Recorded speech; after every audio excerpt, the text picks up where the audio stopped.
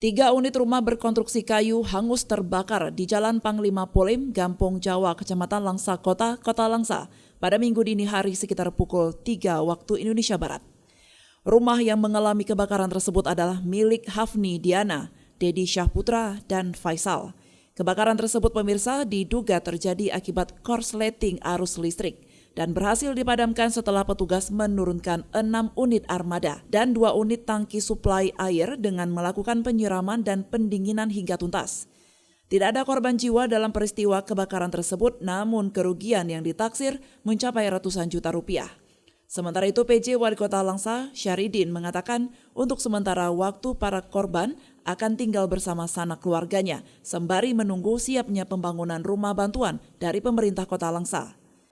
Tadi sudah disampaikan secara langsung karena mereka itu semuanya ada keluarga di sini. Mungkin untuk sementara mereka akan ditampung dan tinggal bersama dengan keluarga dan saudara sambil menunggu selesainya pembangunan rumah bantuan dari pemerintah Kota Langsa.